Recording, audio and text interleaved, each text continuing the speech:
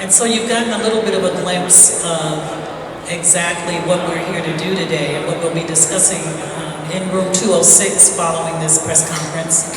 We hope that you'll follow to get more information from us at that time.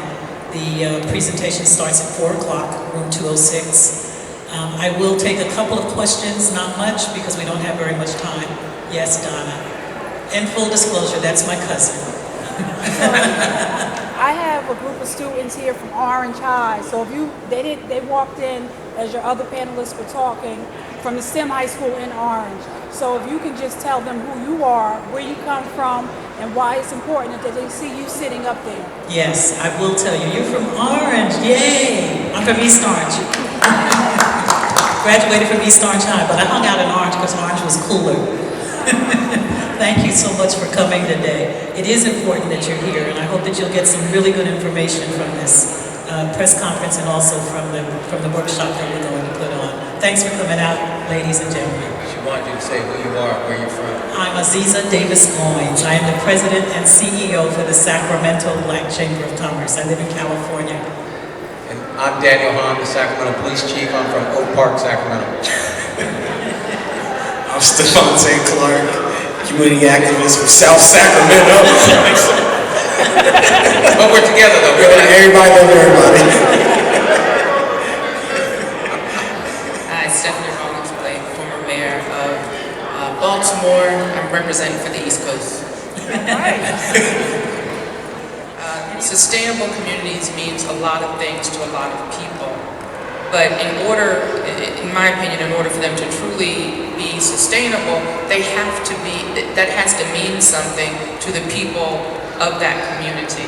And that's why I think it's important that you have a diverse panel of people coming from different perspectives, because I think one of the worst things that we can do is try to ascribe or to place our values and our priorities on another community. We have to be in communication and in relationship with the communities that we serve, with the communities that we are in order to make sure that we are getting it right. And I hope that this conversation is about how do we get it right. And getting it right doesn't mean that you agree all the time. Sometimes you can have disagreements, you can have arguments, you can have differences of opinion, any way you want to call it, but it's important that you continue to talk. We have to find ways to break down the barriers of mistrust between so many in our community in order for us to grow together. So I'm excited to have this conversation, particularly the mental health aspect. Because when you take a look at the things that are impacting our community, whether it's violence, whether it's addiction, many of those things are impacted by challenges in mental health. And challenges in mental health that are stigmatized and prevent people from accessing the services and the treatment that's available. There's also, beyond the stigma, there is a lack of willingness to accept that sometimes you can't do it by yourself and you need help, and that's okay. And in our community, sometimes that is frowned upon. If we can't, pray it away, sometimes we feel that is our only option. I believe in the power of prayer, but I also believe in the power of help and getting support that you need. So I'm glad that we're having this conversation, and we're going to talk about mental health, because sustainable communities means that for the community, they have the resources that they need in reach so they can access them and thrive and grow. And mental health is a crucial part of that. So thank you very much. I hope I didn't go on for too long. No, you're just fine. I do want to thank you again for allowing me to be a part of this conversation. Thank you, Stephanie. I want to have you hear Stephante Clark. I know that many of you are here because of Stephante Clark, and we're very appreciative of that. And hear a little bit of his story. And as I said to you earlier, There will be more in-depth conversation that we're going to get into during our workshop session, which starts at 4 o'clock around the corner in room 206. So please follow us so that you can get more in-depth conversation. Esteban? Thank you, Aziza, and thank you for inviting me and having me. Can you hear me better? Yes. Thank you for inviting me and having me. And, you know, I don't think everybody's here to see me. I think everybody's here to see the chief. The chief of police, Daniel Hahn. Yes. But, a little bit too loud. A little bit of my story is I kind of grew to national attention after the death of my brother in my grandmother's backyard. If you guys don't remember the story, my brother Stephon Clark was fired at 20 times, was shot I believe 8 times. And his story, because it was so tragic, had a lot of national attention to it. And my mental health was affected from his death. And I did a lot post Stephon's death, you know, that was driven by PTSD, if I could say that. I jumped on the mayor's desk. I had a few bizarre interviews on CNN. I did a lot of cussing out of our officers. I did a lot, you know, but that's not who I am. That was just a situation that happened because of the death of my brother, which I was so close to, and I didn't know how to really respond to the situation, and I didn't have the resources, and I was spiraling out of control in a way, but then I was able to get myself around good people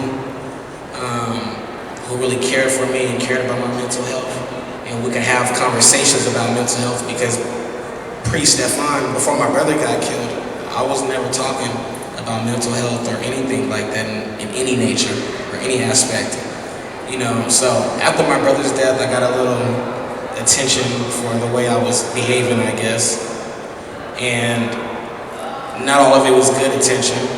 Most of it wasn't good attention, and I wouldn't wish my situation or these shoes on anybody else's shoes. You know, I wouldn't want nobody to go through what me and my family went through. But I think out of this tragic situation, we're able to have meaningful dialogue on how to bridge the gap and how to work together, how to build a better tomorrow for those affected by not only police brutality, but those affected by poverty, redlining, mass incarceration.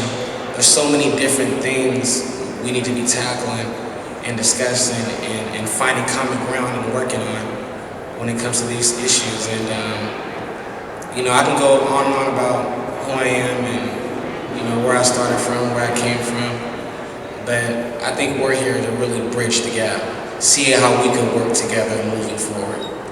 Yeah, thank you, Aziza. Thank you, Stavante. He's a different guy. He's a great guy. He was a great guy then, he's a great guy now. I'm so proud of him. Our police chief walked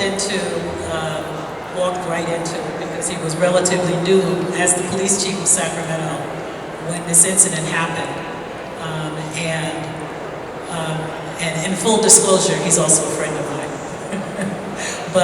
And he was a friend of mine before he was police chief.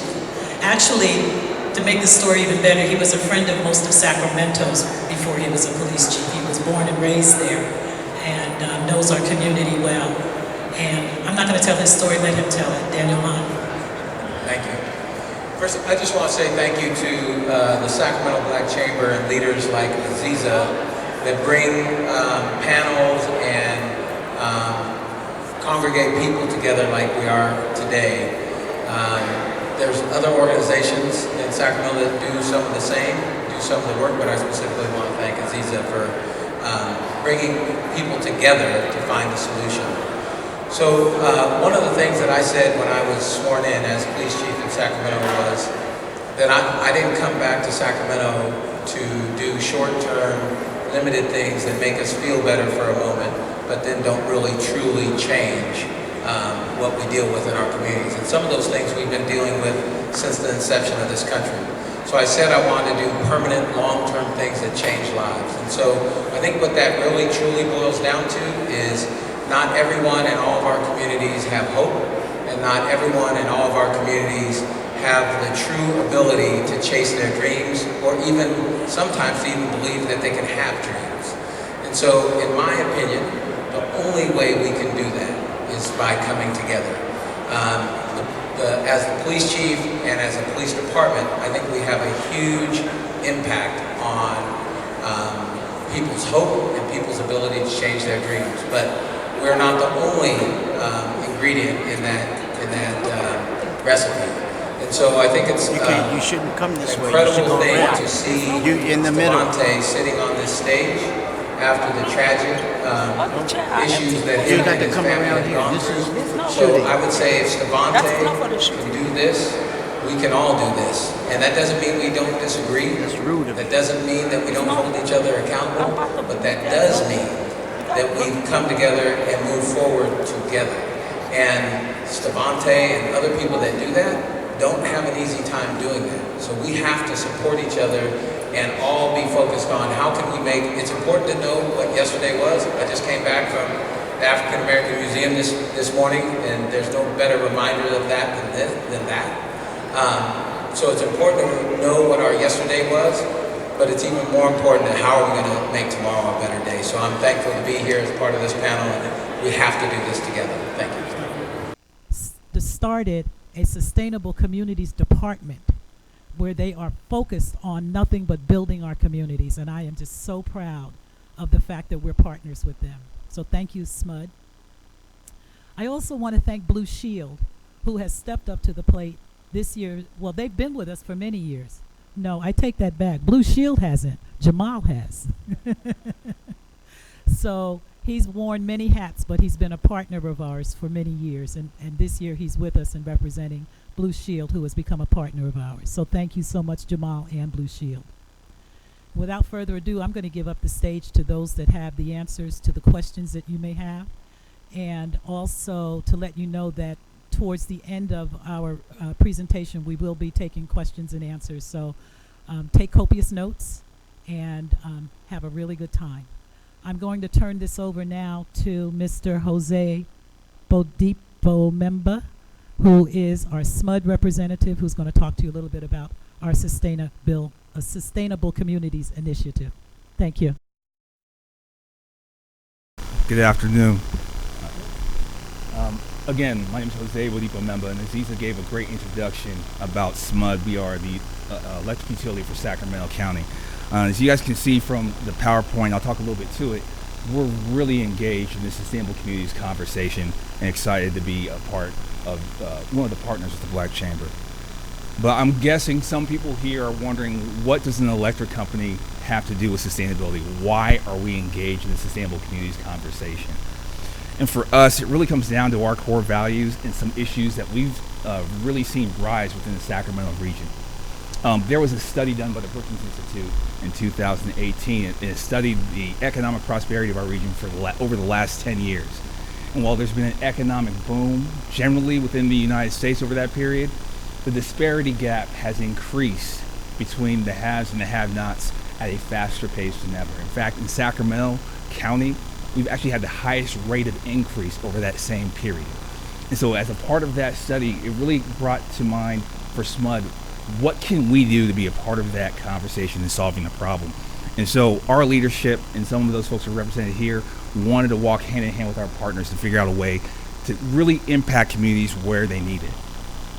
And so our Sustainable Communities Department was really grown from that. It's an opportunity for us to take our outreach, but be more targeted in those communities that need it and partner with these folks here at the table and really identify what are those key indicators that are necessary to make a community truly sustainable. Again, we don't want one-time hits, as Chief Hahn said before. We're trying to find ways in which communities can thrive overall. So we're focusing on social well-being. We're focusing on health and environment. And we have experts like Jamal who can talk a lot about the health component. And the economic prosperity discussion. Everything from workforce development to getting businesses in communities that have been left behind for the last 30, 40 years. And then for us, mobility is a really big key indicator as we move into the future with electric vehicles and autonomous vehicles, how we make sure that our communities aren't left behind. So we feel by hitting all those targets, we can help our communities thrive. And so SMUD's taking it seriously, but we aren't trying to do it by ourselves. We see that partnerships is the key. You'll hear about that, as Aziza mentioned before. We don't have to always agree on everything, but it's about bringing your best talents to the forefront. So we've identified some near-term partners, and the Black Chamber has been a great partner. And we've worked together on putting together the Promise Zone Collaborative. We have 11 organizations, including UC Davis, Blue Shield, the Black Chamber, SHRA, and a number of others have basically put their money where their mouths are for real projects to happen in our neighborhoods. And with all these partners, we're really looking at measuring those outcomes and being able to share those so it's not just a Sacramento problem that we solve, but a national problem that we're able to solve. So here's just a list of some accomplishments. I'm not going to go through them because you really want to hear from the speakers today, but I really want you to focus on a couple of things on this list. We talked about $17.8 million of investment into our communities. A big component of that is through the RISE program, where we're actually targeting loan funds to start businesses and companies in our neighborhoods. And we're helping guide that through our policy.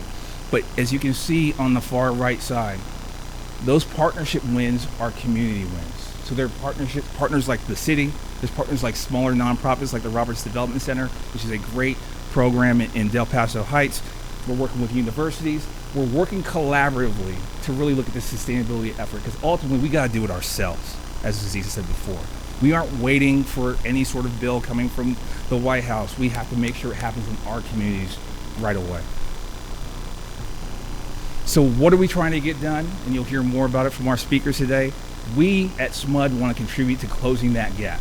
We want to make sure that disparity is not an issue in Sacramento, and we contribute to the bigger conversation overall. And we want to take that framework and share it, that the strategy is key. We want to be able to measure outcomes. We want to make sure that we aren't just feeling good about the work we do, but it's actually doing real work. And then lastly, we want to be able to leverage our skill sets, leverage our talent. We want to borrow ideas from here, folks here at the conference, to take back home and make our community better, and vice versa. So ultimately, we're glad and proud to be a part of this collaborative. We're really excited to really be focused on targeted outcomes in communities that need it, and not just spreading the wealth for no reason. It's not about dollars and cents. It's about the effort and the focus, and we're really about bringing that work to the forefront. So thanks again for the opportunity, and look forward to a great conversation.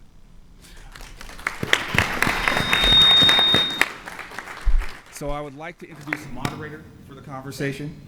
He is the president and publisher of the Sacramento Observer, a longtime partner of the Sacramento community and the oldest Black newspaper in the Sacramento region, Mr. Larry Lee. Sir? I'm debating on whether I'm going to stand or sit. I think I'm going to sit. Good afternoon, everyone. Good afternoon. It's good to see some familiar faces and some new faces as well, too. Again, as Jose mentioned, my name is Larry Lee. I'm president and publisher of the Sacramento Observer newspaper, and former board chair of the Sacramento Black Chamber of Commerce as well, too.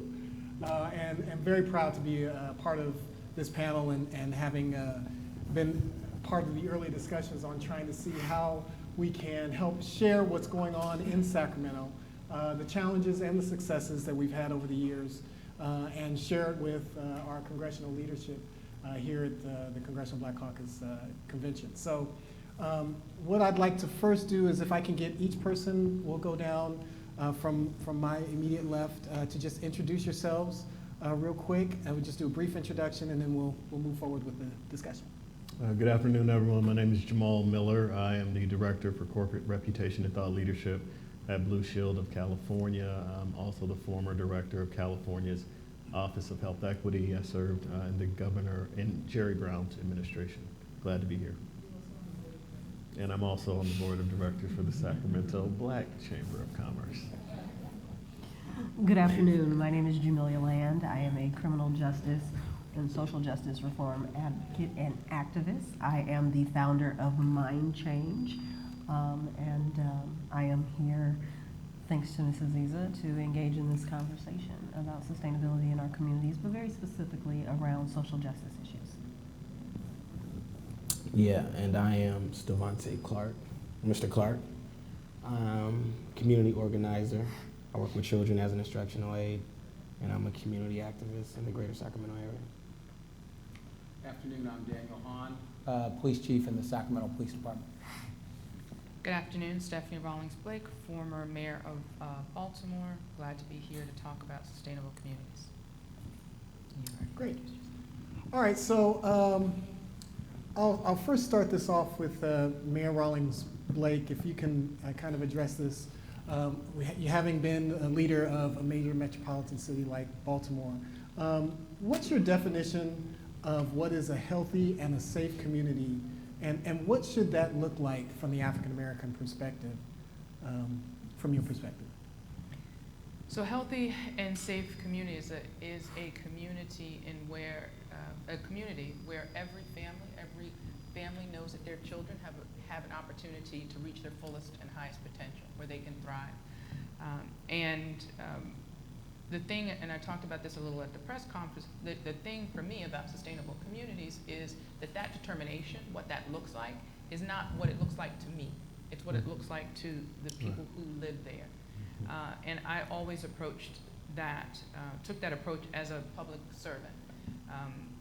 I was interested in being in public office since I was very young. And for me, it was about educating myself to the best of my ability so I could bring those talents to Baltimore to help enrich my community and make it better. And it wasn't all of my grand ideas. It was being in communication with the people that I served to make sure that the tax dollars that they were sending us worked in their best interest. And you can't guess at that. So you have to, it frustrated me in public office for so long to have meeting after meeting when people would come in and say, I've got a great idea, I want to put a community center X. I have a great idea, I want to put a program for kids in Y neighborhood. And it seemed like the people with the resources to do a lot of things hadn't had one conversation with the community to see if that was something that they wanted to do. They just had a big idea.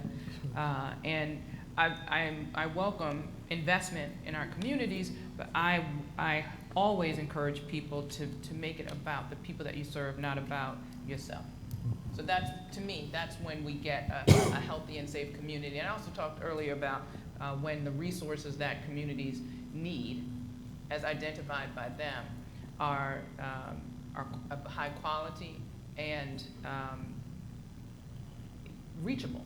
That you can't, to say that we have mental health, but it's in none of the areas, none of the communities where mental health is needed. Right. It doesn't matter if there's the best hospital in the country, on the other side of town, if it's not accessible to the people that are really in need.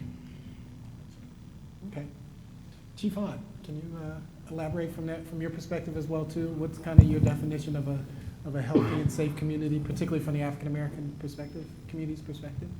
Yeah, my definition is very simple. It's hard to get there and very nuanced and takes a lot of different entities and people to get there. But to me, it's pretty simple. Everybody has hope and everybody has the ability to chase their dreams or equal ability. Oftentimes what I see in our community is a very huge lack of hope, and also many people that don't dream of doing any of the things that a lot of us dream to do. So, I mean, there's studies that talk about the PTSD in neighborhoods where there's a lot of violence and kids grew up. That was the kind of neighborhood I grew up in.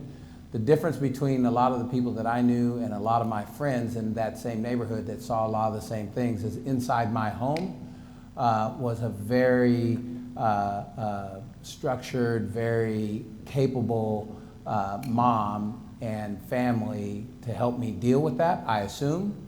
And in my friend's house, they didn't have a lot of that. And so, but it's still something they see on their doorstep every day. I taught at Grant High School for a couple years, and you'd ask the kids what they wanted to do when they grew up.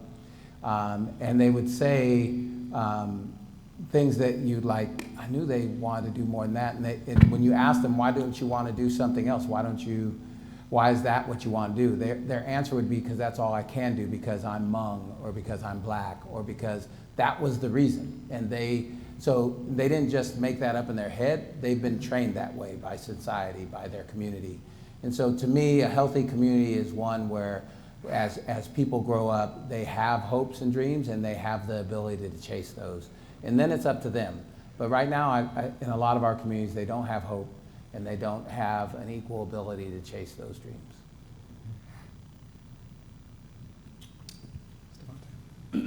Devontae? Yeah. From your perspective? A healthy community. What is a healthy community? A healthy community to me is trust with the community and the ones who are sworn to protect and serve us. You know, good partnerships between the community and law enforcement. That's a good start. And I think before we start diving on all these other things such as gang violence, gang culture, economics, we need to make sure that if we're in trouble, we can trust and count on the people who come and are supposed to help us and be there for us, you know. I don't see a lot of that, especially in Sacramento. You know, there's a total divide between law enforcement and community like myself. And we need to find some type of way to find common ground where we could work together. My thing was I was always talking about, you know, protection in the community is a form of de-escalation tactical teams, you know, where we could, you know, police our own communities in ways. But in reality, I don't think we're there as a community. I really don't think we're there. Mm-hmm. So we have to work with the police. We have to work with other groups and entities. So a healthy community for me is a safe community, a community where, you know, you don't get shot over 20 or over 8 times in your grandma's backyard, you know? That's what a healthy community to me is. You know, I'm here as the vessel for my brother's legacy because he's not here. And what's healthy for me is what's healthy for everybody, I believe. Mm-hmm. And if I feel safe in my community and I feel protected by those who take our dollars, our tax dollars, then I think everybody else would feel safe and protected. Gotcha. Yeah. And just for context, for those of you who may not be familiar with our story here, is Stevante's brother, Stefan, was shot in March of 2018 in his backyard by the Sacramento Police Department. And it was not long after Chief Hahn had taken reins as the city's first black chief. So we have kind of a very special... yeah, but it's no, I want to put out there, not to cut you off, there's no ill will towards Chief. No, I know. Yeah, we love Danny. Yeah, no, and that's, I think that's where I was going, is that we have a very special and unique relationship from our perspective and from the city of Sacramento, where we have a police chief who is, as an individual, is a trusted messenger who has for years had done the work in the city, and then but has now come into a position where he had this very challenging situation, of course. Yeah, brother, but at the same time, you know, we still calling for accountability of course. on all levels. Absolutely, Okay, so. absolutely, absolutely. So, Okay. But I just wanted to put that in context. But there's a reason we sat them next to each other. Yeah. Fire them damn cops, Chief. All right, there you go. All right, Jamelia, same to you. What's, from your perspective, what's a healthy community look like for the African American community? Well, for me, it starts with our mental health. As I've shared with Stevante and Chief and a few others, I am a firm believer that racism in this country is a socially constructed, systematically implemented mental health disease. And it impacts everyone. For me, a healthy community is one where we are able to think beyond our basic everyday survival. To kind of piggyback off of what some of what Chief Hahn has said, is that we don't have hope. There is a lack of hope in our communities. We live in communities that are economically disenfranchised. We have less resources all the way around, and our children no longer look forward to tomorrow. They are pipelined from schools directly into the prison industrial complex. They are dying at the hands of not only law enforcement, but also other people of color in their communities. And so for me, what a healthy community looks like is for us as African Americans to really come to the table and have an honest conversation about accountability amongst ourselves. Take responsibility for ourselves. While we oftentimes want to challenge others to be transparent and to be accountable, we oftentimes fall short of doing that ourselves. And so for me, it's important. I am here as a part of standing up and speaking about Stevante, very specifically. What I saw happen to him was something that I have seen countless times, but no one would stand up and speak. My son's girlfriend was murdered 5 years ago, New Year's Eve, and he had to drive her to the hospital. She was shot in his car, and he had to remove her body from the car. I watched him quickly decline. I watched my son, within a matter of 3 or 4 days, completely lose his mind. And people didn't understand. And so when I saw Stevante jumping on the mayor's desk and lashing out in all of these different ways, and I heard the commentary, the social media posts, things that, all the negativity that people had to say, I wanted them to understand what they were looking at. They were looking at a child in trauma, and that it was not rare. And that what Stevante was displaying is something that our children, adults, are experiencing every day, but we don't have an outlet. And as I have told him time and time again, I am very proud of him for letting the world see the depth of the trauma and the pain that we are experiencing. And so we've got a lot of work to do. Jamal, you've spent a lot of time in your work in this sort of space, particularly related to healthy communities. Share from your perspective, what does it look like? A sustainable community for me is one where the social, economic, geographic, political, and physical, or the built environmental conditions, they lead to creation of a fair and just society. That's a technical but very practical realization that for some communities, when you think about the determinants of equity, sustainable communities that are built to last and that are built equitably to benefit all people in those communities, they're socially strong, they're economically strong, they're geographically strong, they're politically strong and engaged, and their built environment, their resources and their amenities are conducive to healthy living.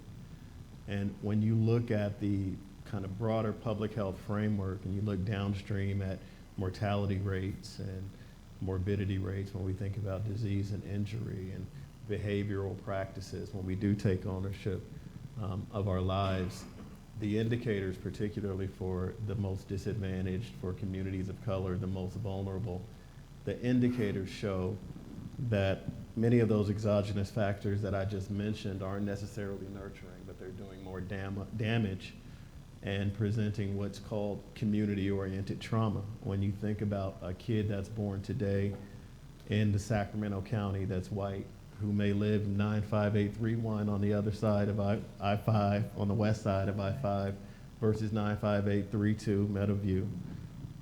That kid from 95831 has a greater life expectancy than that kid right across the freeway in the Meadowview community. And what has that baby done, you know, coming into this world to automatically be set back by anywhere from 5 to 7 years based on a public health framework and ecosystem, exogenous factors that are not catered to meet the nurturing needs from a health, mental health, and behavioral health standpoint. So when I think about myself, who I grew up in South Sacramento, born and raised, when I think about people like Stevante, when I think about people like Chief Hahn, we all grew up in the area and all uniquely as black men have stories to share about experiences that we've had to where in our different ways we've demonstrated a sense of resiliency, which I think is a key attribute to sustainability.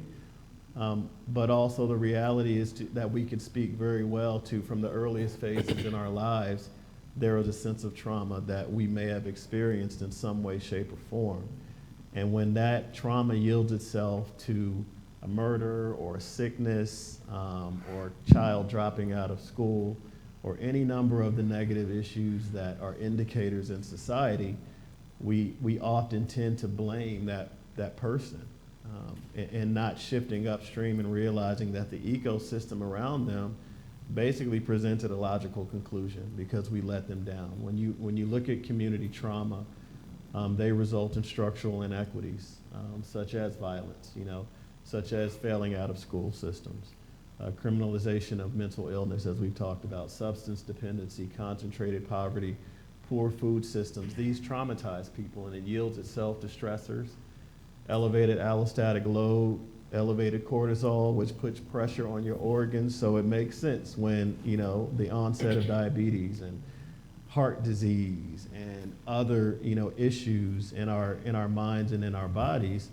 has been disrupted literally for some of us throughout the course of our lives. And then it starts to make sense why we meet death or meet sickness much sooner. So that's the reality of understanding the public health framework. And when we think about the definition of sustainability, that's something that lasts. And in our society, my last comment is, how do you build something that lasts? Dr. King says that although it may be true that morality cannot be legislated, behavior can be regulated.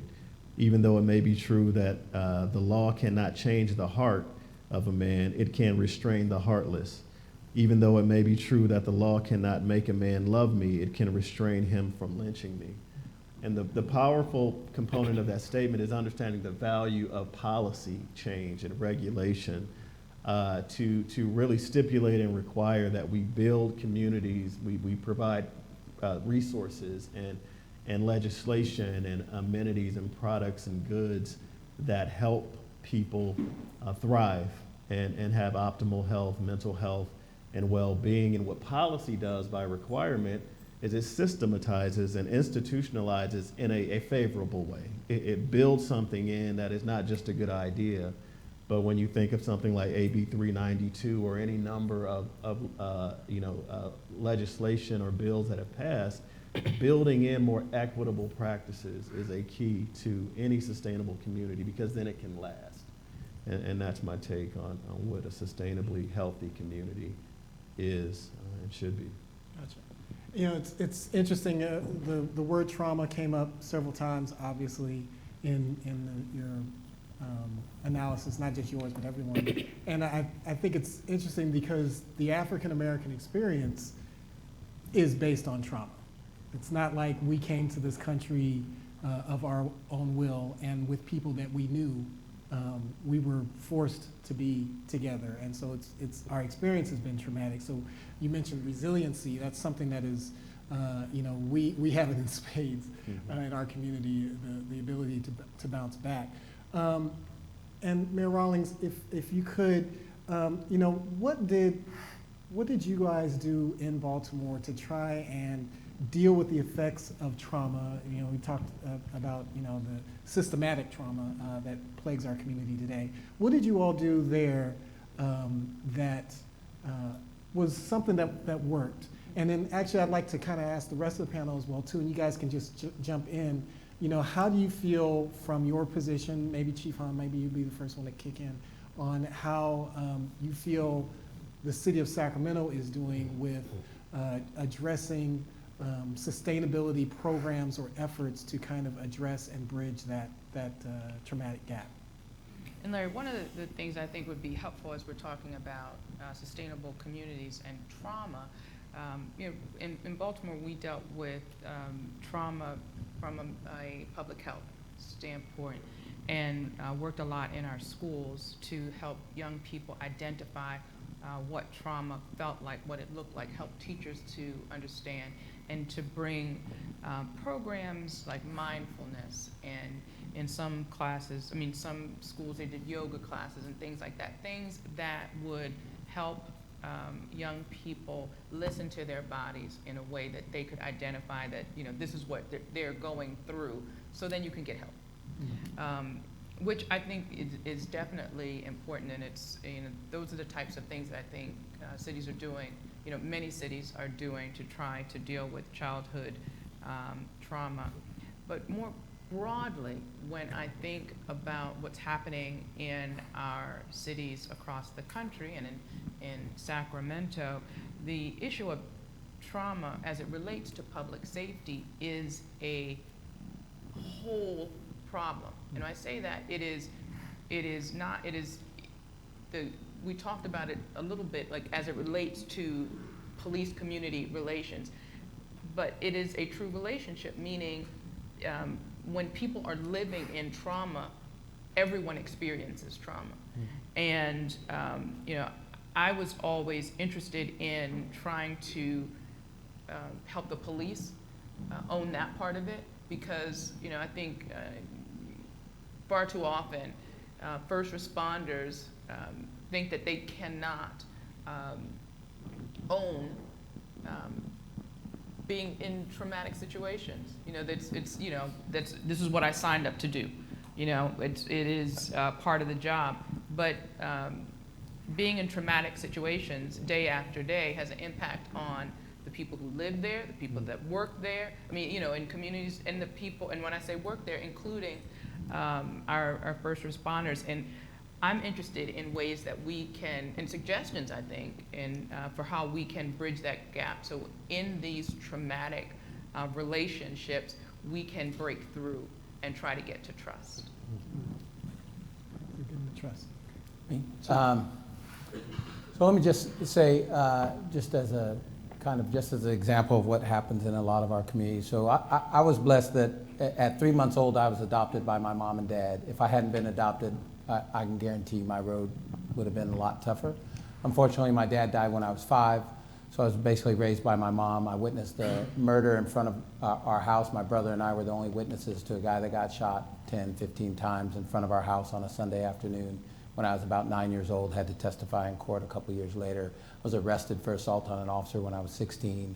My younger brother, when I was a fairly new police officer, was murdered because he got involved into drugs, and one of his partners that dealt drugs murdered him.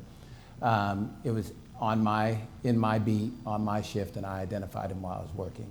So, but I also had a support structure that helped me through all of that. And unfortunately, it was just my mom. It should have been my mom and dad, but he died. So, but she worked it out. So I say all that to say that some of the things that we do, and Martin Luther King mentioned this also, you can write anything you want on paper. You can make all the laws, you can make all the rules, but that's one thing, and then making sure it takes place in reality is a whole nother thing. And so it's not that we don't need new laws. Society changes, we evolve, we learn from our mistakes, hopefully, and so laws are important. But we have a people problem. That's what we have, and people solve people problems. So things specifically to law enforcement, body cameras, things like that. It's not that they're important, they are very important. I think any police department without body cameras right now is way behind the curve. But we sell it as that's the solution, and it's not. People are the solution. So a lot of the things, and there are handouts in the back of things we're doing in Sacramento, and they're all meant to do this, is get people together, better understanding, building relationships, because then you can find better solutions. But also, I mean, I've had the privilege and probably not so much privilege of patrolling a neighborhood as a police officer that my mom lived in. I did not like doing it because I knew everybody there, and like, there goes Mario, and there. But I can tell you, when I was at work, my mom's street was the safest street in the whole city, no doubt. And so the street I grew up on, back when I was growing up, there was a couple locations where women were trafficked. My street was one of those locations. And so I saw prostitution, drugs, every day. It was very normal. I didn't think about it at all. And so you have to think of what is that doing to people subconsciously. So what we do and what we work on a lot with a lot of organizations in the city is we try to bring police officers and community members together for meaningful interaction, meaning not on a call. So we, like, for example, just as one example, we have a Walk in My Shoes program. So our officers, after they graduate from the academy, when they're still fairly new, they go spend the day with a community member. Might be a barber. I'm thinking of one in particular. He went to a barber out in South Sacramento at Mac and Valley High. Devontae probably knows him, Rob Brown. Spent the day with him. It's the first time he'd ever been in a black barbershop. And so then the barber the next month does a ride along with the police officer, because it's important that both people understand what people's challenges are, who they are, because that's a real relationship.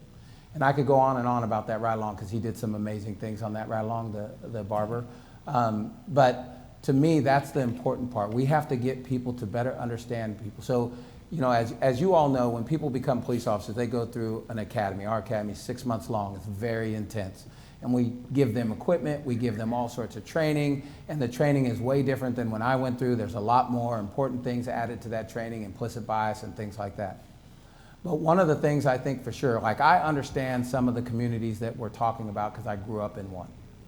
But if I did not grow up in one, it's like when people came to my neighborhood was Oak Park. If I had a friend come to Oak Park and say, let's go play basketball in Del Paso Heights, I'd have said, you're crazy.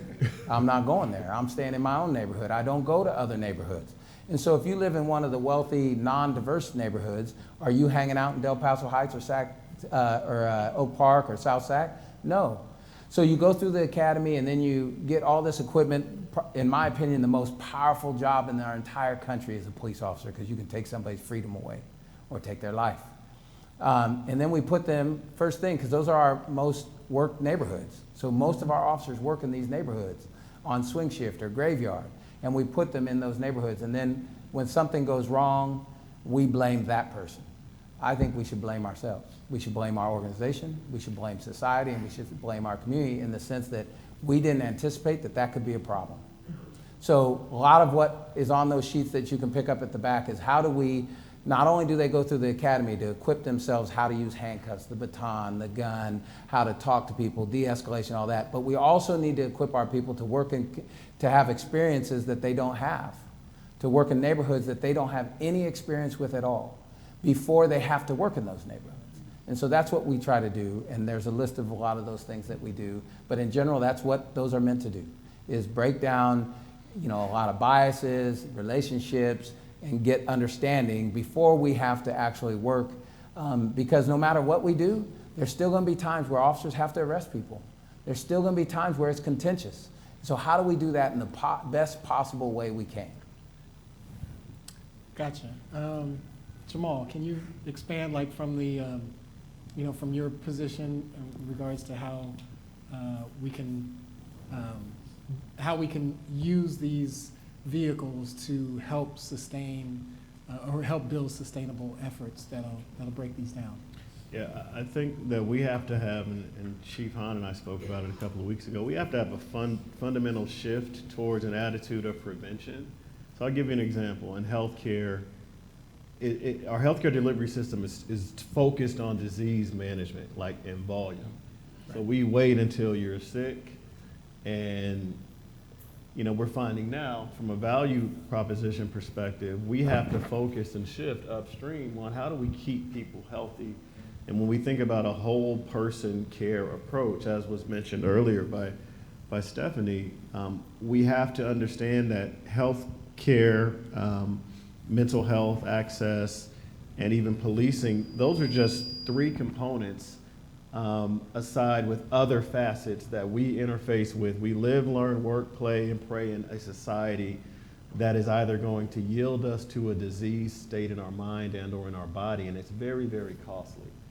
So from a sustainability standpoint, we've got to shift our mind in healthcare and social services and public safety and many other facets of life into how do we prevent the worst case scenarios that compromise a person's life expectancy, compromise quality of life, and are very costly from a private and public cost perspective. And that's where we see the greatest opportunities, to where obviously people are going to get sick sometimes. And as Chief mentioned, sometimes people will have to be apprehended, detained, and or arrested. But what could have been done upstream in that person's life course, in their community, in their ecosystem, to maintain them with an economic floor, you know, to maintain them with access to health care and coverage, to maintain them, you know, with a job, to allow them as a child to be able to go to school and not be called the dumb fool like my third grade teacher called me. And every time I get a chance, I remind folks that I went to an Ivy League school, so he was not right. But it was a traumatic experience. So the point that I'm making is we've got to fundamentally shift and get outside of this boxed in thinking of downstream solutions and shift to like real sustainable solutions that are about prevention, investing in people, investing in programs, early childhood development, ensuring that mothers who are expecting children have a safe and a sound environment to where they're not stressed out due to racism. They're not stressed out due to poverty, because studies show that when the mom is stressed out, genetically that's being transferred into the baby, and the baby's being born with elevated cortisol and stress levels. So if you start life like that and you sustain that throughout the course of your life, it becomes very expensive and it yields itself to downstream results that we all would like to avoid. So I think we learned something from the public health framework by focusing on prevention, whole person kind of primary care, and ensuring people have access, equitable access to the resources, amenities that they need to be safe, to be nurtured, to be supported, to be empowered, and to be enfranchised. For many of our communities that have experienced a lot of the ills that I just mentioned, don't vote, aren't politically engaged, their voices aren't being heard at the city, county, state, or federal level, so people end up getting elected to office. This didn't happen with the past mayor of Baltimore, but people end up getting elected to office who literally don't represent or reflect the lived experiences of those districts. So many costs associated with the downstream mentality. So prevention, upstream, leads to sustainable results that will benefit all of society and not just some. Gotcha. Now, Jamelia and Savante, I want to come to you because, you know, 2 years ago, this was not a space that you were occupying much. I was a rapper. Right. He was a rapper. Yeah, that's talk some shit. And so now, obviously, you know, you and your family have been, you know, put into this space, and so admirably, you as a family, you all as a family have stepped up and have really made, we think, a voice to many who were without voices. And from your perspective, and you hear kind of these structural things, I deliberately kind of went to the others who were more involved with kind of structural things. On the ground level, what sort of things are you seeing that are working? I want to stay in the positive. What sort of things are you seeing that are working That's smart. within the community that you say, you know, 5 years ago we didn't have this, but we have this now, or 2 years ago we didn't have this and we have that now. And Jamelia, you think the same way as well too. What sort of things are you seeing in our communities, in your communities, and specifically that are you're seeing some successes that you say, okay, it may not impact this kid today, but that kid, you know, 5 years from now might have a chance? There was a program I took, a class, and it's crazy because I'm looking at my phone. Tammy Jones, the lady who invited me to the last one. It was called a TPM class. By one of the, TPM? yeah, Jamila, what's it stand for? Transformational Policing Model. Gotcha. And what it did was, you know, they put some community members in the room, and they put law enforcement in the room, and we took a post class, pretty much. And it was a lot. It was implicit bias we were talking about. We did case studies. We separated in groups and had, you know, group time with law enforcement and community members. It was just very informative, and it was. I actually thought it was so informative. I want to do it again in my community, you know. But things like that, get in law enforcement. And I said, so let me just ask you. So the makeup of in that TPM meeting, was it mostly cops? It was mostly cops. Yeah. Gotcha. I was shocked. Were you mostly a fly on the wall, or No, they all they? fucking stared at me like I was All right. Devontae. Okay. You know, but it was so. I've never been in a room with so many fucking cops in my life. I'm sorry. Sorry, guys. No, I haven't. I was like, sorry, Aziza. I was like, I can't believe this. I mean, where's the community at? Right. We talking about bridging. Y'all need to be here, letting them have it. The only person that was there crying and all emotional was Jamila. Oh. She was in there, highly emotional.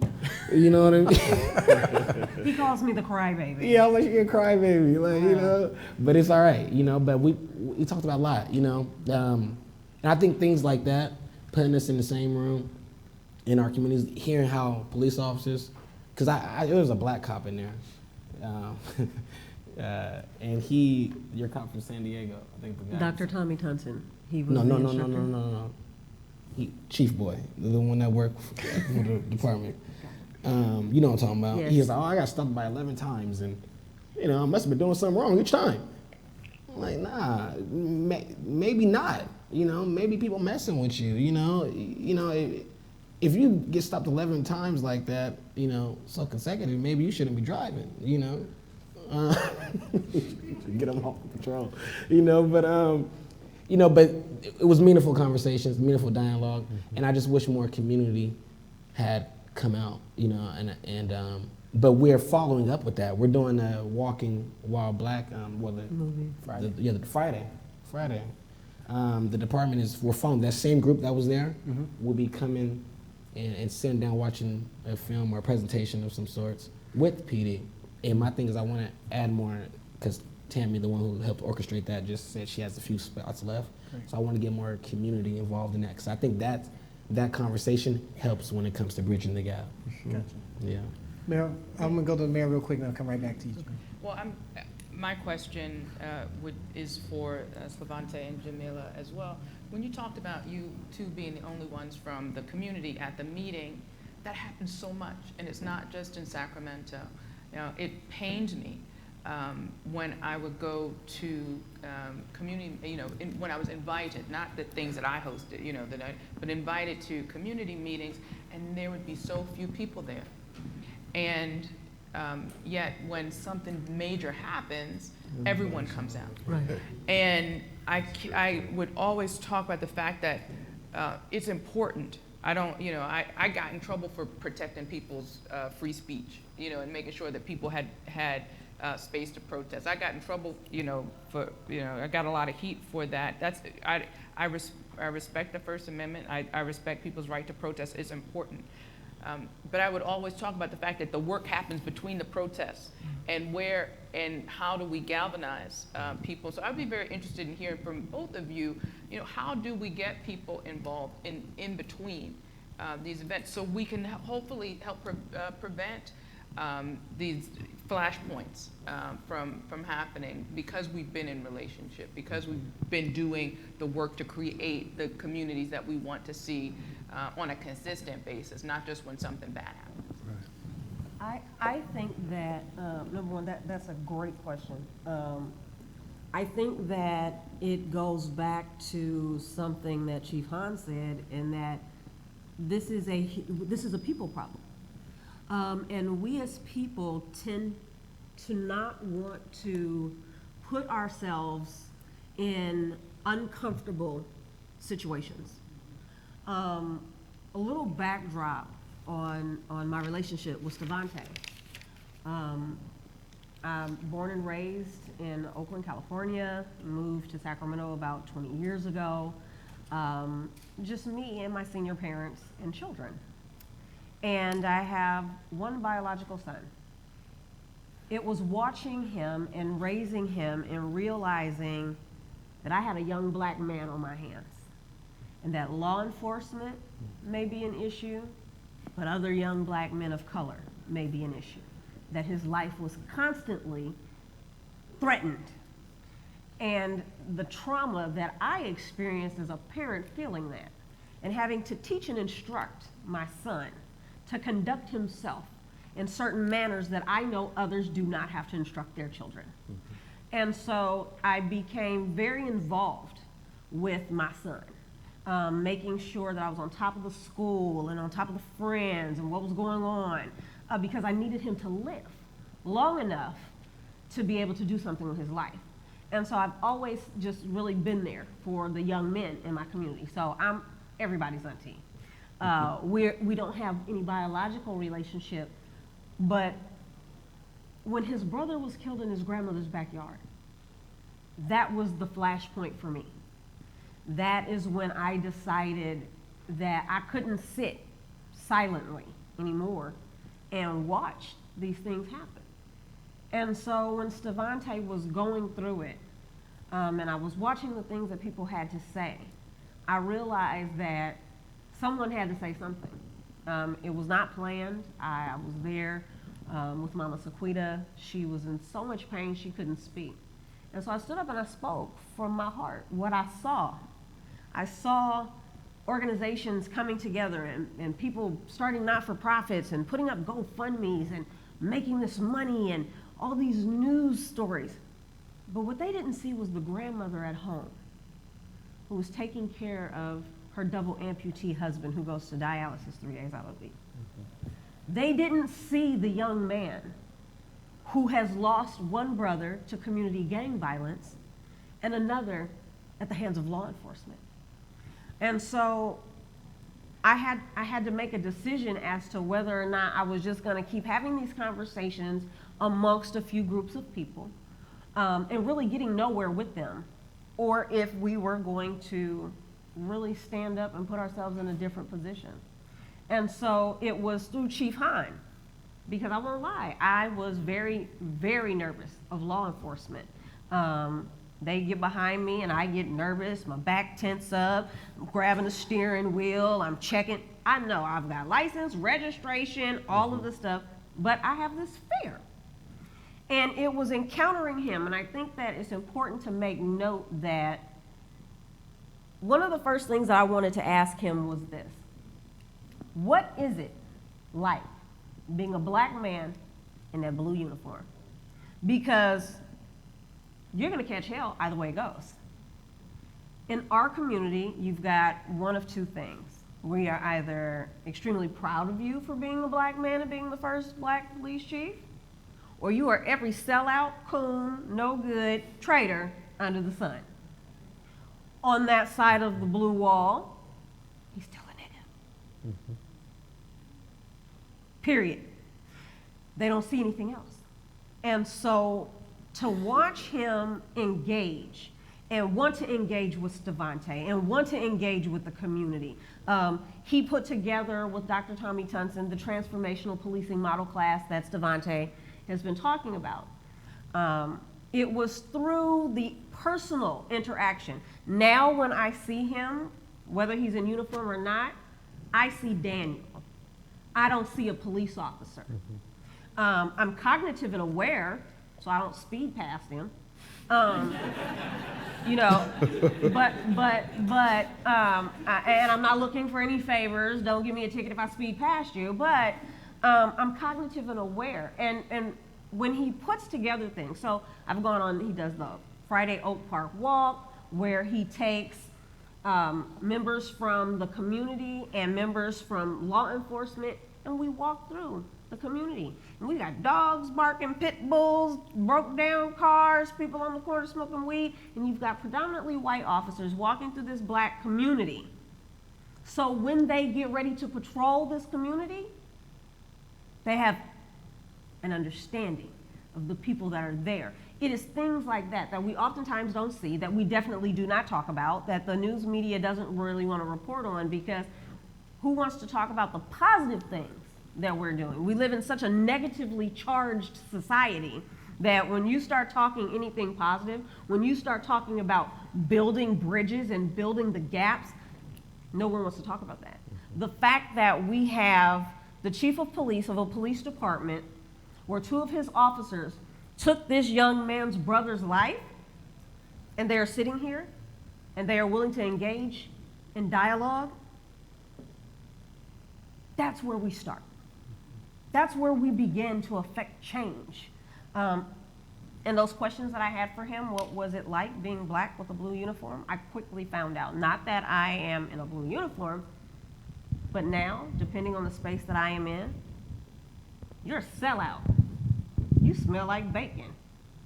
You over there playing with the pigs. How is it one day you're standing up and you're talking about the police murdering us, and then you're at the academy? I'll tell you why. Because we have a black chief of police. If he was white, it would not happen. He opened the door to say, these are the things that I am trying to do, not short term, long term, that will positively impact our communities, because this is my home. And so for me, that was a big step in being able to trust, in building trust. And it takes one person at a time to be able to build that trust. And so the fact that he has mandatory things that people don't know about. His officers have to read post-traumatic slave syndrome. Where else do we see that? Are we hearing these things? And so it's important for us, especially in the black community, as we talk about law enforcement and violence, going back to that accountability of self, we also have to talk about the trauma that black on black crime and gun violence in our community is creating as well. And so for me, again, you know, it's about relationships, and it's about building that bridge, and you purposely, consciously, intentionally putting yourself in a position to be the change that you want to see. Amen. That was good. I want to be mindful of time. It's about 5:15, but I did want to kind of close it out. But and you all can expand on this. But we'd be remiss. This is the Sacramento Black Chamber of Commerce that's presenting this, and I want to get from each of you perspective, because we talked a lot about personal relationships and trauma and community organizing and a lot of different things like that. But what role does economics and economic development within the African American community play in addressing all of these issues? Because I think that's an underlining thing that is not being spoken. And how do we get private, public collaboration to address these challenges within our community? I'll take that real quick. I would say that most of the people would ask you, why are you asking, like, for example, me, that question, right? I'm a police department. We don't have anything to do with economic development. We don't have anything to do with economic development in certain neighborhoods. And I would just say that's a perfect question to ask me and everybody else.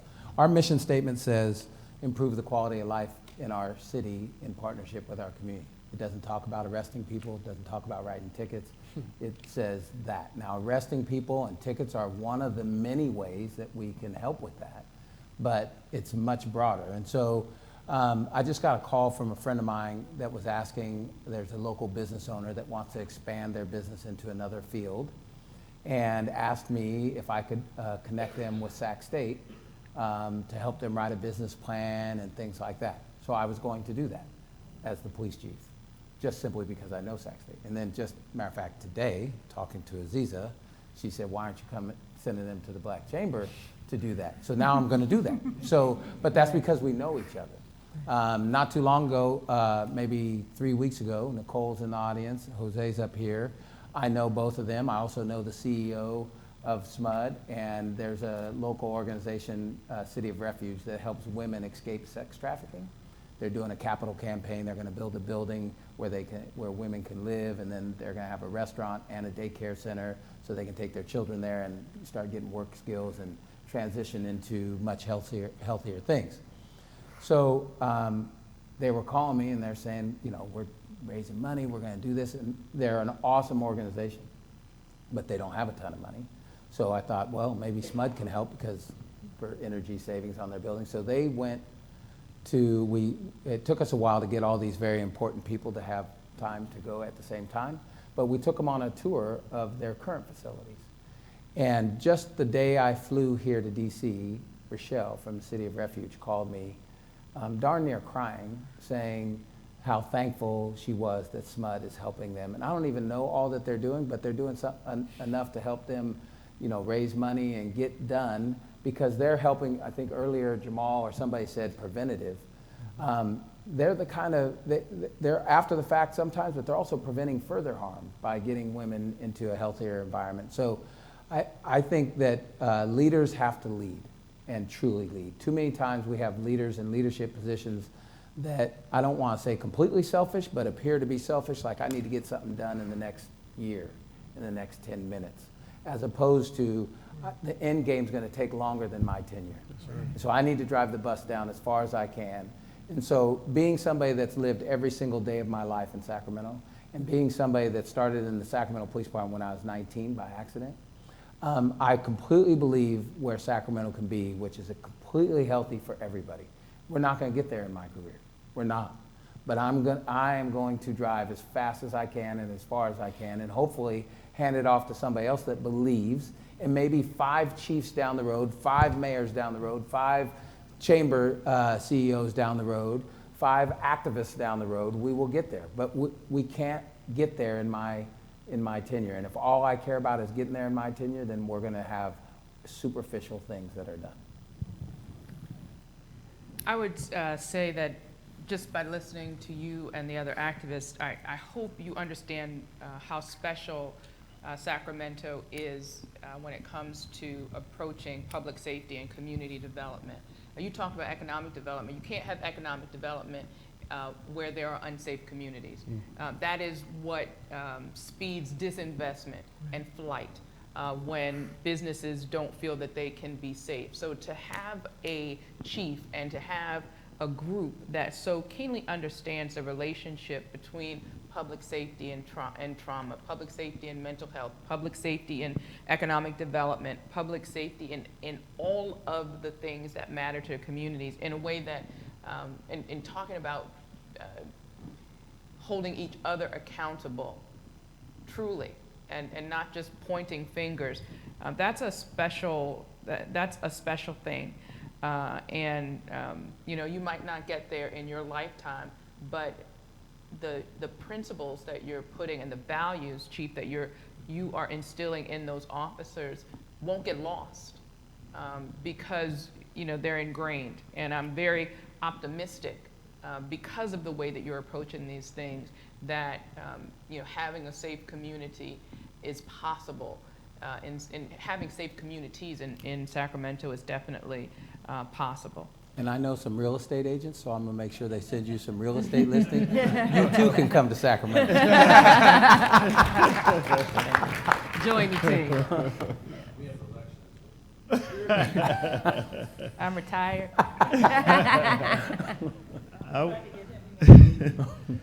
I would He's add. smart. I'm sorry. Go ahead. I would add that to the chamber question, studies have shown that sociopolitical participation is a function of socioeconomic status. So from an individual perspective and from a corporate standpoint, when you think about economic policy, private investments, that naturally increases the pool of available participants to vote, to be engaged in the political process that helps create and keep communities safe and healthy. So that's a part to where you think about the social determinants of health.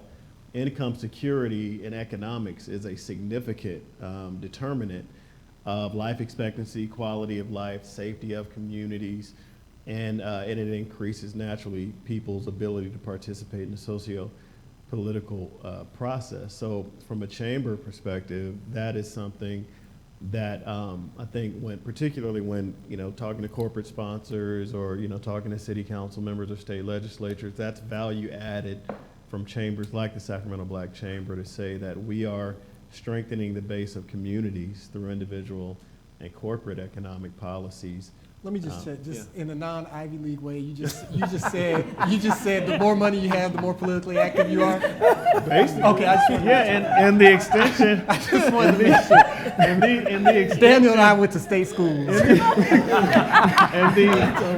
So check this out. The extension. There we go. That's the Jamal I've been waiting on. Come on. So check this out. So the extension of that is literally poor people start to disappear earlier in life.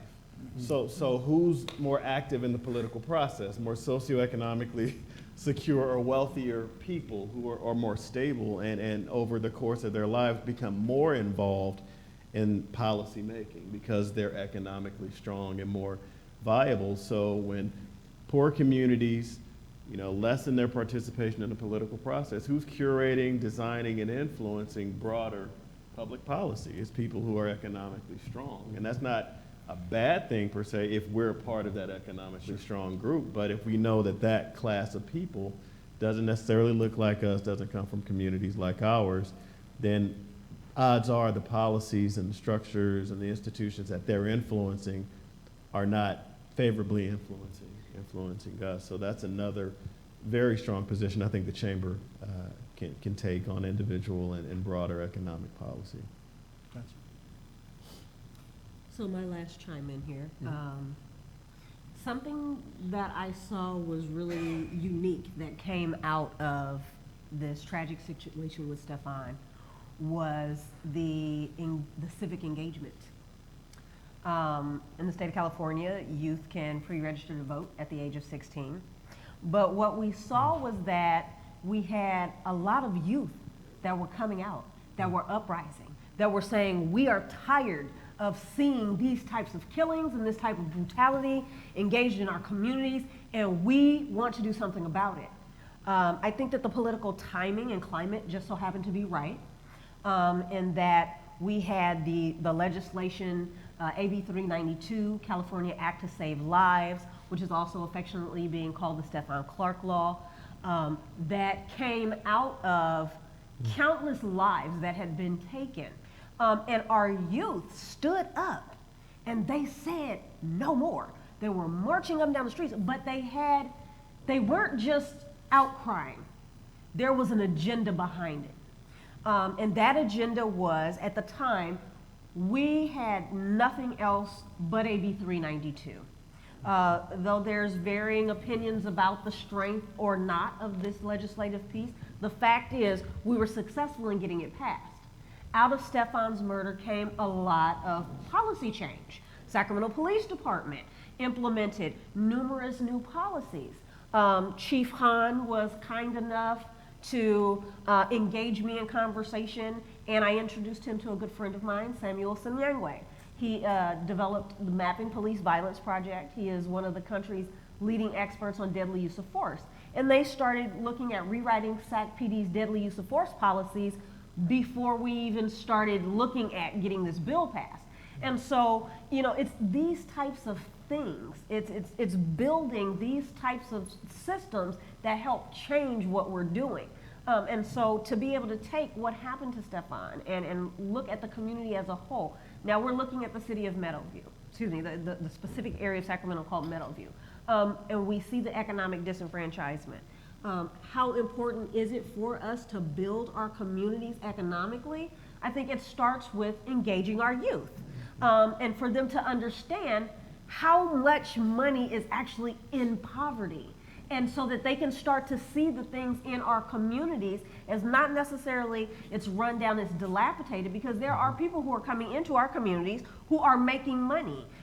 We accept EBT at the clothing store. However, the people who are owning these stores don't look like us.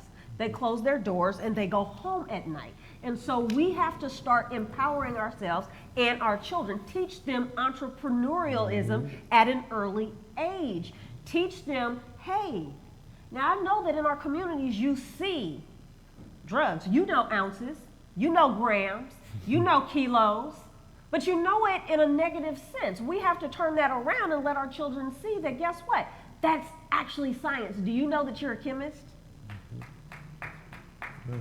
Do you know that while we are talking about cannabis inequity or equity, that our children need to understand you're a cultivator, that's agriculture, that we can have community spaces, community gardens, where we are teaching our children the entire process, CBD extraction, all of these other things, because they know it. They know it. They just don't know they know it. And we're not engaging them in positive conversations about it. So in order for us to change the trajectory of our communities economically, we must first educationally invest in our children. Good job. Yeah. And we're, before you go, we're going to open it up to questions. I'm going to let Stevante. Y'all be real quick. It's all right, take your time. No. You guys talked enough. So what I'm gonna say is putting people like I'm on a board for Measure U in Sacramento, and basically the city raised our tax, our sales tax 0.5%, and I sit on a commission where we decide where tens of millions of dollars go. Somebody like me is on that board, that commission. I was chosen by a council member to hold that seat. Putting people like me in positions of power like that, even though all our decisions are non-binding, our recommendations are non-binding, you know, it's still a power move. You know, putting people like me in those fields, you know, in those arenas, I think that's an effective way of healing the community, especially economically, because, you know, I wasn't open to all of this, you know, a couple of years ago. Now that my eyes are open, I see how much work needs to be done. Yeah. And it's a lot of hard work that has to be put into it. Yes. You know? And the marching and everything is good, the civil unrest and all that's good, you know, but after you see what happened in LA with the riots, and then you seen, I think, Ferguson, they cut out the Walgreens. After the cameras in the way and everything cut off, they didn't have nowhere to go shop. You know, so we have to look at our communities as our communities. Yeah. And I think once we get put in positions like how I'm in the Measure U Commission and start looking at young brothers and saying, let's get you in here, let's put you on this committee, let's put you on this police commission board, let's put you on this inclusive innovation board, you know what I mean? I think that's a good way to heal us economically in our community. That's good. Well said. Well said. There's a microphone over here. If anyone wants to throw in any questions. Don't all come at once. If you don't mind, say your name and where you're from. Is it on? Hello? Yeah. Okay. Good afternoon. I'm Adarian Williams. I am a recent graduate from Grambling State University in Louisiana. And I am interning in the office of Congressman Richmond. I came in, you guys were in discussion and everything, but I came in on a point about the subject of mental health. And I wanted to see if you all can, first of all, I just want to say that in a time of tragic ordeal, the way that you have taken this entire movement and impacted so many lives is just phenomenal. And I appreciate you. I thank you so much, because I honestly feel that this room should be filled, because this topic, this discussion are things that we continue to talk about in the Black community, and we only, in my opinion, we only talk about it when it happens. Right. But what happens after the fact? Right. You know, and you know, we've been having so many different discussions throughout this entire conference about so many different topics, but after the conference, what's going to take place? You know, so I want to ask you all, how can we begin to shift the mindset of Black people to let them know that your mental health matters, and let them know that it's okay to see a counselor, it's okay to see someone about your mental stability. And also, I want to know how, because I'm 23 years old, how can, I guess, the younger generation, the millennials, put forth more of an effort to talk about these, you know, issues on a broader span, like some of the things that you have been able to do. Yeah, I would say one thing for us as a community, as a, you know, Black people, we got to stop being so hard, so tough. And we ain't all got to be gangsters, you know. You know, it's all right to be normal and cool and collective and have a good time and smile and say, hey brother, hey king, hey God, how you doing? Now, the first question I get, or I used to get before I was, you know, my brother's situation, is where you from? Where you from? Yeah, it's the number one question. Geographical locale means more than anything. You know, yeah, we own no parts of this, but we're dying and fighting over this. So us as a black people, we gotta unite more. You see, when I was mad and angry, a lot of people were behind me, Once I start saying stuff like, we gotta bridge the gap between community and law enforcement. What the fuck is he talking about? He crazy now for real. Oh, snap. Yeah, this nigga really crazy. Then you hear a few people like, nah, he's up to something, I tell you. You know what I mean? But it's like, nah, I wanna see us all live old and eat good and own land and get fat and move to Miami, I think one of the key things is, and Mayor Rawlings spoke on it during the press conference, is that in the African American community, mental health is like cussing your mama out. You don't even use those words because we have been so conditioned to believe when grandma had Alzheimer's, we didn't know it was Alzheimer's, she was senile. Mama got sugar, that's diabetes. She just a little crazy, that's schizophrenia. Oh, she's just up and down on the roller coaster. No, that's depression. All of those things are mental health issues. And we don't talk about it. What do? Take it to the Lord in prayer. Now, I'm not against taking it to the Lord in prayer. Amen. But the Bible also says that faith without works is dead. Who say that? So the last time I checked, that meant you're going to actually have to do something about your situation. And a part of that, again, goes back to education because we have been systematically conditioned. We stay strong. We cry in silence. We don't let anybody see our pain. You take it to your pastor. That's it. You don't actually go and say, I'm dealing with severe depression, and I have suicidal and homicidal thoughts, and I'm going through this, that, the other, and I need help. Because when we engage each other that way, we say, no, you don't say that. Oh, if people heard you say that, oh, they're gonna write that on paper, it's gonna be a problem, blah, blah, blah. And so the stigma of mental health in the African American community that we perpetuate amongst ourselves is one of the key problems. We have to get to a place to be able to say, I'm not okay and I need help, and be able to have professionals who look like us, who are trauma informed and trained, who know what we experience to be able to engage us, to help us to heal. But it comes back to, we have to be able to be honest and say, I'm off my rocker today. I'm gonna jump on the mayor's desk. I would say it impacts all communities, but it is more profound in many ways in the black community and a few other communities. And part of it is exactly what Jamila just said. I think if we do 2 or 3 things, we could make a huge impact on that. One is, Jamila just mentioned it, is stigma. If we treated mental health the way we do a physical injury, for example, you broke your leg, everybody in this room, regardless of what community you're from, what economic status you are, what race you are, what your background is, if your kid breaks their legs, you're taking them to the ER room. Regardless whether you think you're going to get in trouble or not by doing that, you're going to take them to, there's no stigma to that, you're just going to go, they're going to come out with a cast. But let that same kid have what you believe is a mental health problem, and you're probably not going to do a darn thing.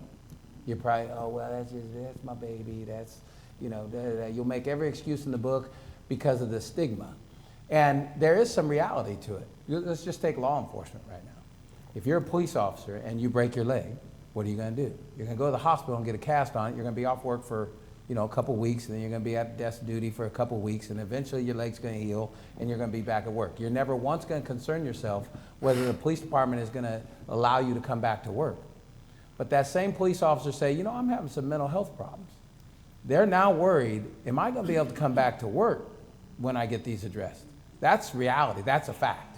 And so I think, one, if we deal with the stigma. 2, if you go back before my lifetime, at some point there was not 911.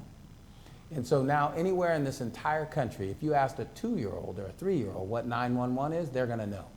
Their parents have taught them how to do it. Society has taught them. And you know what you're going to get. You're going to get a firefighter, or a police officer, or an ambulance, and you're going to get that within a couple minutes. If we got rid of the stigma and we had that same sort of thing for mental health, that you're going to get some professional mental health person immediately when you call 611 or whatever number it is.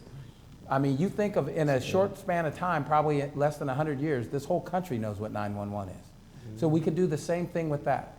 And so if people got rid of this, if we got rid of stigma as a society and had an immediate way people knew how to get services and they actually got those services, so many things would be better. A tremendous amount of officer-involved shootings has to do with mental health, that if we had gotten those things, you know, dealt with in some form or fashion before, then that shooting wouldn't have happened. And so many things in our community happen that we don't even consider mental health. That young 15-year-old kid driving down the street shooting at another 15-year-old kid because they looked at him wrong, or they're in, you know, South Sac instead of Oak Park. There's probably mental health in there too. And they're valuing certain things that, you know, a normal, everyday, non-mentally ill person wouldn't put that kind of value on that. They are. And so there's a lot of work to do, and I think money, if money followed that sort of work, it would start getting done. Those are two big things that would do a lot for mental health. Yeah. And Chief, I would say money and effort. Yes. And being honest about the needs in the community. You talked about the shooting being related to mental health. Violence has a huge mental health component. So does homelessness. Mm-hmm. And when I I worked as a public defender when I was started on the council. I'm an attorney, and so many of my clients, I worked in the mental health court. So many of my clients, even before I was worked in the mental health court, I knew that mental illness was contributing to their problems. However, what do you see when you talk about the homeless population? I don't know what day it happens in Sacramento, but every Saturday morning, every Sunday morning, people from all the suburbs and everywhere else, you know, well-meaning. Mm-hmm. That's every day in Sacramento. They packed it, you know what I'm saying. Yes. They pack their kids up for their community service, and they come and they pass out socks and food. Now, do they need socks and food? Yes. But if you were to really think about what they need so they're not out there next Saturday, a lot of them need treatment. A lot of them need mental health. And that's the hard work. So Jamila was talking about people not wanting to do the tough stuff. That's the hard work. So it's great. You know, everybody, you know, you feed them, you feed people, you give them the socks, everybody pats on the back, you go home, and their problems aren't solved. So I think we have to it is the money and the effort of people to be real about what the nature of the core roots of the problem, and be willing to do more than show up for an hour and think that we're going to change somebody's life. I know we're wrapping up. Just a quick shout out before they sneak out. I saw Oakland come into the room, two of our city council members in Oakland, and a special shout out to our city council member who actually the topic we're talking about today, about public safety and violence and trauma, unfortunately lost both of her sons, and one most recently not too far from my alma mater, USC, to gun violence. But just wanted to give you guys a shout out. We see you back there. And I just wanted to make a quick comment on how we separate out like our brain, which is a physiological thing. We bifurcate out mental health as if it's some mystery thing. It's like when we deal with our mind as we do our bodies, you know, self-care becomes so important. And it's like we get the necessary attention, you know, to make sure that we don't wait until, if we have the fortune of not waiting until something extreme happens, we have an opportunity to just maintain good health and incorporate our mind in just as we do our body. Like biochemical imbalance is real. Things happen that impact our emotions, and it's very much so physiological. So there's a science behind it.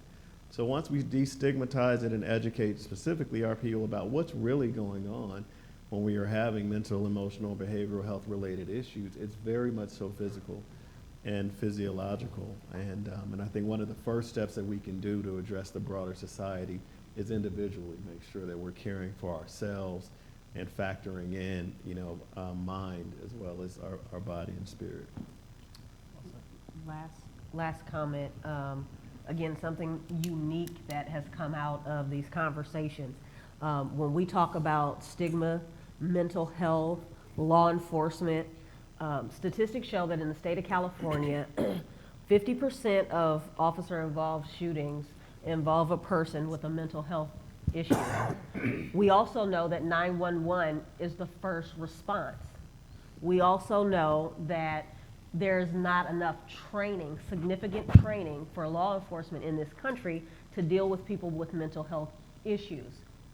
But there's also something that we have to look at, and something that Chief Hahn touched on, is that a lot of times we do have officers who have been involved in very traumatic situations. And we never really consider their mental health and the fact that they too need mental health help. And they too are afraid of the stigma. And so when we look at all of these things and we talk about mental health as a whole, and how can we address these issues within our community, it's important that we look at all of these various aspects, because at the end of the day, if we are not healthy in our minds, we cannot be healthy in our communities. We cannot build anything. We cannot build strong futures and strong children. Right. And so it is imperative that we stop and we take responsibility and accountability, but we also stand up and speak for those who can't speak for themselves.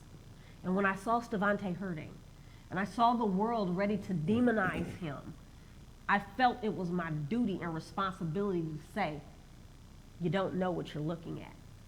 So let me help you understand.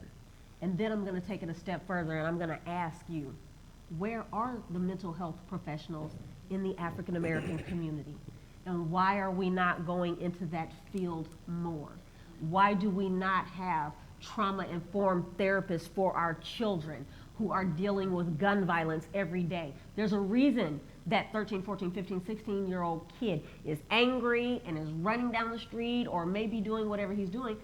But when we don't take the time to see each other as human beings. So growing up, I feel like I saw my side of the city do things that humans have done throughout time. Just supply and demand, self-medicate, things like, protect, fight over territory, things that humans have always done, right? But we obviously get criminalized and punished for it in different ways.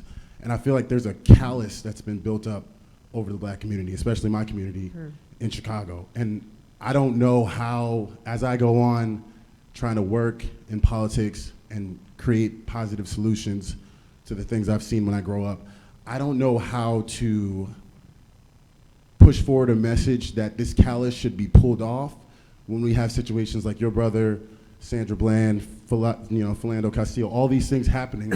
I want to push a narrative that it's time for that callous to come off, but I don't know how I can do it in today's climate, if that makes any sense.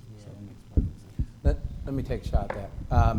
I mentioned earlier that leaders have to lead, and oftentimes leadership comes with a lot of extreme adversity, meaning some panel members had mentioned this earlier. People that create change is hard for everybody, and when people create change, they're going to get attacked by the very people they're trying to change it for. They're going to get attacked on all sides. And so we just did a round of promotions in my department, and one of the things I told the people that I intended on promoting was, like, if you're doing your job, you're going to piss a whole lot of people off, and you got to do it anyway. You got to do the right thing, regardless of what the consequence. So if the consequence is your career gets slowed down, the consequence is you might not go as far as you were going, as fast as you were going to go, you got to do it anyway, regardless of that. And so I look at, and just today visually, I think, and what we've heard through the conversations today is a sign of that. I mean, the fact that Stevante is sitting on this stage, went through a transformational policing class with a room full of community members and police officers, not more than a year and a half after he lost his brother. And I guarantee you he's heard some things about himself repeatedly, over and over, from every segment of our community, and he does it anyway. Jamila talked about her. I guarantee you Mayor Rawlings Blake could tell you stories, Jose, Jamal, Larry, and they did it anyway. And so I think we need more people that do that, because if we think we're ever going to get to a point where change is relatively smooth and easy, that will never happen, ever. And we got to do it anyway. Yeah, I agree. I second that. Because I'm working on a book right now called The Price of the Agenda. And what that means is, what price are you willing to pay for your agenda? If your agenda, see, my brother's legacy is my agenda, but I paid a price for that. The most phone calls I get are for family members that have been affected by gun violence or whatnot. They'll call me and be like, oh, Stewante, how can I get my story out there? Like, I'm like, nah, you don't want that. You don't want that because you got to pay a price for that. I paid a price for it. I went to jail. I went to a mental institution. The whole world called me crazy. I was kind of ostracized from the community. I got treated worse by black people than anybody, honestly. What the white people were saying to me, I didn't see it up front. Black people come to me in the middle of a restaurant, like, nigga, you crazy. You know what I mean? I'm eating dinner with grandma. You know what I mean? Like, but, you have, if your agenda is like mine is big and you really want to do a lot, you really want to help and you want to, implement change and leave a legacy, because you're in politics, correct? So you want to leave a legacy, you might have to pay a price for that, and it might not, everybody, I don't get that treatment now, but, I went through it and I made it out okay. And I think we all made it out okay, so, I think it's a lot of, we keep saying hard work, but it's a lot of hard work that has to be put into it too. The hard work needs to be there. Yeah. Anybody else have any other questions? Thank you. Go ahead, Jose. Yeah. Nah, go down there. There you go, brother. Oh, you're not mic'd up anymore? You're not mic'd up anymore? Yeah. Yeah, I'm not a mute. I just didn't have a microphone. But I really want to What's address your it. name? My name is Jose. I'll give you all 5 names. But I really want to address your question, and it actually has something to do with what Jamelia said before, which is about owning your story. One of the things that makes this panel really powerful to me is it's us talking about us. A lot of times the problems that you're talking about get perpetuated because someone else is telling that story. And with technology and with the way we can get access, I encourage you to start telling your story. And to what Stewante said, there's some risks to that. There's some challenges to that. I know Chief Hans had some ups and downs, but he's fought through with that. But I would just strongly encourage that we continue, and Larry's been doing this through the Observer for years, is that we have to start controlling that dialogue about where we are, and it ties back to the economic development question. We have to invest in us. We got to stop that story of taking our funds and leaving our communities. Tell people why it's important to stay in Meadowview, why it's important to stay in Oak Park, why it's important to stay in DPH, whatever the neighborhood might be, so that the West Side reaction is not what the media tells you, it's what you know, what made you a graduate, what made other people resilient and strong. So that would just be my own 2 cents on that. Awesome.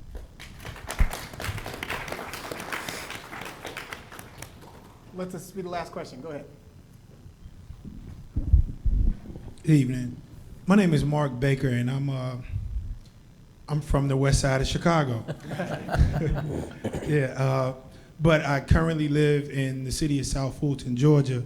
We're a twin city to Atlanta. We're only 2 years new, and I serve as the first councilman of District 7, and I've been the mayor pro tem and vice mayor for the past 2 years there.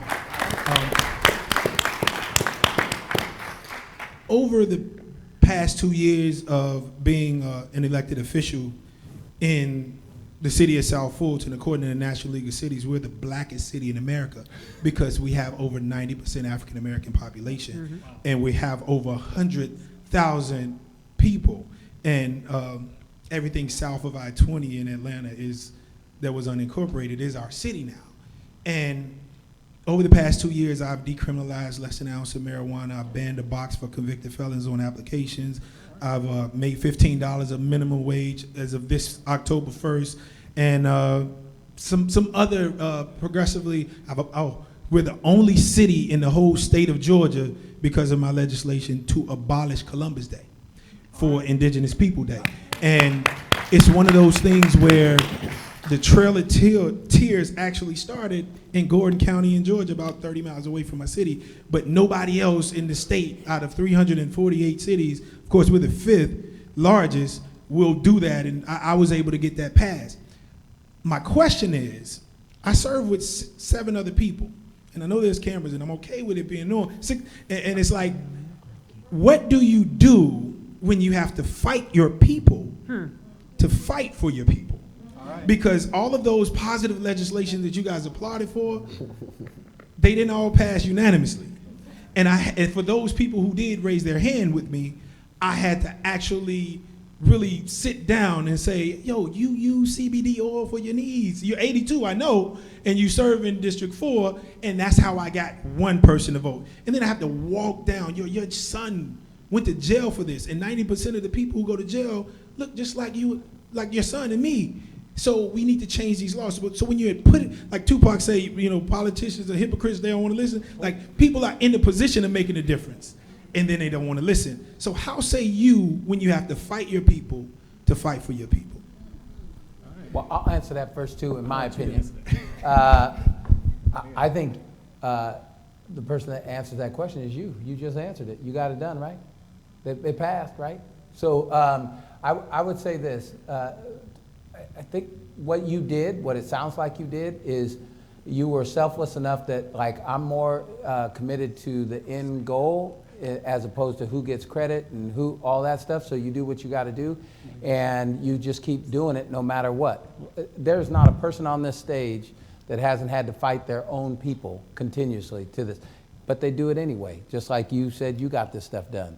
So at the end, if we don't care who gets credit and we don't care what it takes to get there, but we know the end game is what's going to help the most people, we just got to keep doing it. We have to have more people like you that are willing to do that, regardless of how obviously hard it was. As you just went through that story, you did it anyway. I appreciate that, and I just wanted to add this one part, though, because I didn't add it, and maybe you could speak to that as well. Yeah, I have that because I was locked up.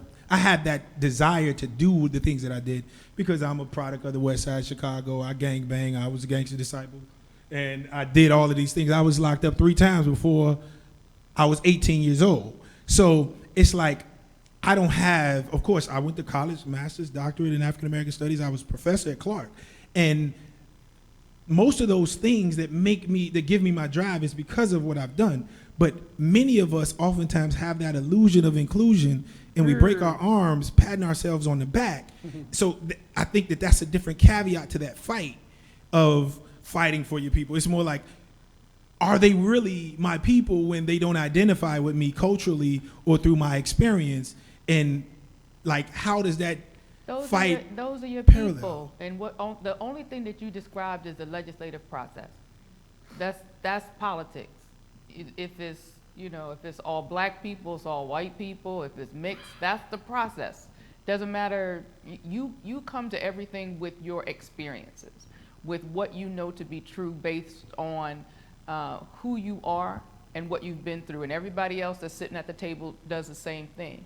And the effective politician is the one who is willing to do what you did and to sit down and to be in relationship with people, to not diminish where they come from and what their experience is, but to look for common ground so you can move things forward. So it doesn't, I think, because you're the blackest city, you're fighting against a bunch, you're fighting other black people. There's no homogenous, there's no city council anywhere in the country that's voting on everything unanimously. Doesn't matter if they're white, black, or otherwise. Everybody's bringing their own stuff to the table. Everybody has their own priorities, and leaders figure out how to reach consensus. And the chief was right when he talks about I found that the people who are less interested in credit get the most done. Reach consensus and push things through in mutual respect. So I know it's frustrating because I think my life would be easier if everybody agreed with me. But that's not how it is. You gotta push, you have to do what you're doing and continue to do it, even when it's frustrating, even when you feel like you shouldn't have to explain certain things to certain people because they, look a lot like you. You know that you said it with the force that you're talking about, your experience. That's where everybody else is bringing that to the table, and it is imperative if we're going to continue to do this work as African American people that we understand that like minds can differ. And open ourselves up to the possibility that in those differences we can still move forward.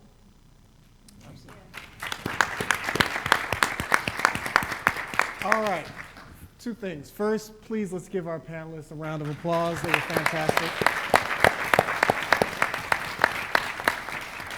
I'm very proud of everyone here on this panel.